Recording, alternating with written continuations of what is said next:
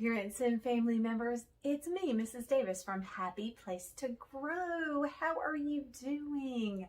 I hope you are having a fun and adventurous summer. I know I'm enjoying my time off here at home. However, I wanted to check in with you and see how the summer learning was going on at your house. Yeah, I said learning. I know your child is far away from school. They don't even want to think about it. However, we know that they need to keep their skills sharp even in the summer. So in today's video, I'm going to share with you some fun and creative learning activities. We may even sneak in some learning and they may not even know it. Today's topic for fun and creative summer learning is reading. Now, reading is probably going to be the easiest area to work with because there are so many different things you can do with reading. All right, here's my first creative and fun way to do some reading this summer, and this totally will not feel like reading. You know how you go out and you're taking a drive, or maybe you and your child are taking a walk through the neighborhood, you're going to the grocery store, you have to do a little errand. This is a great opportunity for your child to do some reading. As they look around, make them aware of things that are going on around them out the window. You know, there's road signs to read, there are restaurant signs, there are all kinds of businesses that have messages on them, and you guys can work together as a team spying some different kinds of signs that you notice.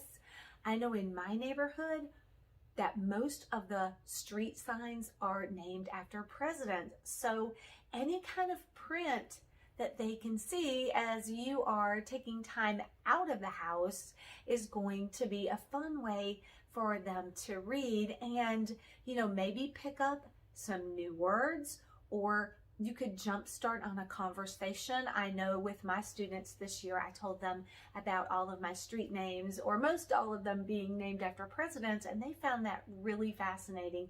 You know, have you ever wondered why the streets in your neighborhood have those names? That might be something you can find out or just kind of guess and speculate on. So as you're driving and taking those normal daily routine trips, take a few minutes to spy things around that have print and writing on them.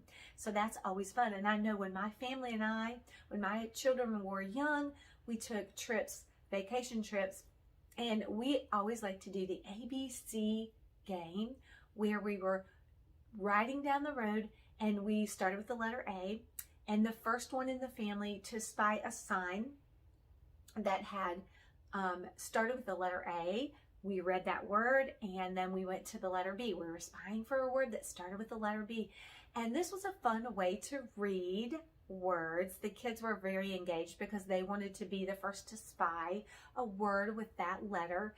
And it also made the trip go faster. So that is the first easiest way. Just every day as you're going out doing different activities, you might want to be spying for environmental print. Now, also at your house, you're going to want to make sure that your child has books to read. So this can be done, of course, many of you probably already have collections of books, but you know, if you don't have that many, you can always hit your public library. I know probably now lots of libraries are opening back up, at least for a limited time or a limited number of people. So you might want to check your local library and see. You can even go online and check out books from your local library too. You can go, of course, to different stores and buy books if you want to do that. I love to hit Kohl's. You can see my little book characters back here. You know, they always have the fun stuffed animals and then really inexpensive books that go with these characters. So that's a great way to build collections. Hey, speaking of collections, a lot of children love certain characters or certain books. and they're more interested in reading. So you might want to find out what books your child is really interested in. I know my grandson loves a couple different series. He loves the Pete the Cat books. So every time I'm out, maybe at Walmart or a different store, or even sometimes I do book orders on Scholastic, and I'll pick him up a Pete the Cat book.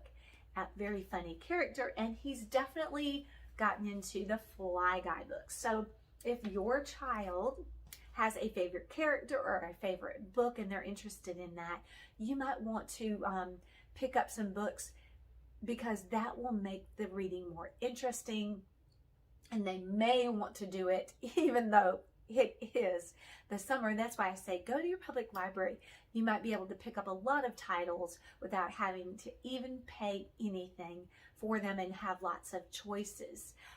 Now, if you're limited and you can't get to the library, or maybe your library is not open right now and not inviting people to come in yet, you might want to check out some online resources. Now, of course, YouTube is great. I know there are lots of great storytellers that will tell stories, and they're definitely telling these fun stories, so you can check that out. There's also a great resource called Epic Books. I don't know if you've heard about this. Now, for teachers and educators, it's a free resource, so we use it in our classrooms all the time. However, you can join as parents, and I think it's a very nominal, just so minimal fee every month, for the app and for the resources. It's compared to what you get, the price is just pennies on the day, I'm sure. But there's lots of different books, and there's videos, there's how-to videos, songs, science videos. I mean, just tens of thousands of resources available through this one app. So it's definitely worth your checking out for sure, especially if your child likes to do things on computer. You can do it on a laptop, you can do it on a desktop. This is a tablet. I think there's also, the app can be downloaded on your phone. So it's definitely a go-to resource if you're shy on being able to get lots of books. This is going to be your best friend in providing lots of resources. Now, don't forget that when you're wanting your child to read, again, it's summer, so you're going to want to sneak in fun ways to do that. So you might want to find a really cool place to read. Maybe a tent. If you've got a tent, that might be really cool to sneak in the tent. Go to the park. That might be a little distracting, but maybe in the later evening, you can say, let's go read a little bit, and then we'll go play on the playground equipment.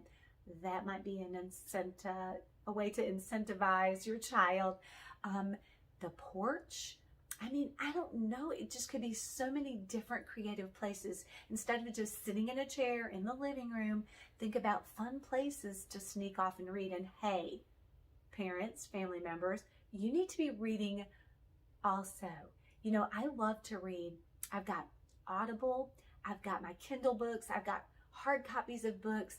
So reading with your child is going to help them see that reading is just part of life. Adults do it. Adults like to do it. Hopefully you do. But it shows them the value of it if you're joining in. So if you have a chance to read with your child at the same time, that would be wonderful.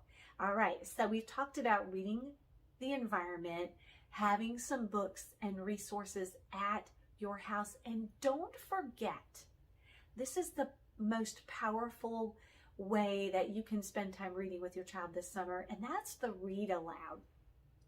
So you're going to want to get some really good books to read to your child. Maybe they're really interested in like chapter books, but they're not ready to read chapter books.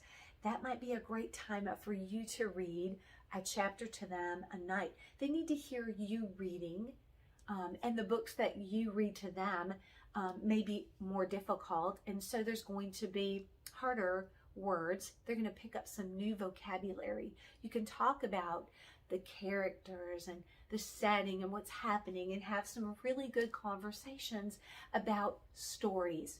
You might want to read them fairy tales, or you might want to read them science fiction or nonfiction. So don't forget how powerful the read aloud time is. Maybe once a week at night or twice a week, just, cozy up together and you read to them. Because, reading and keeping those reading skills sharp is so, so important. All right. I hope that you found some good and helpful tips to keep reading going this summer. And I do believe that these activities will be fun for your child. There'll be ways for your child to keep that learning going, keep their reading skills sharp in a way that's fun, because as we all know, in the summer, the last thing we want to think about is school. So we have to kind of sneak in that learning. All right, until our next fun and creative summer learning video, as always, have a good one and keep on reading.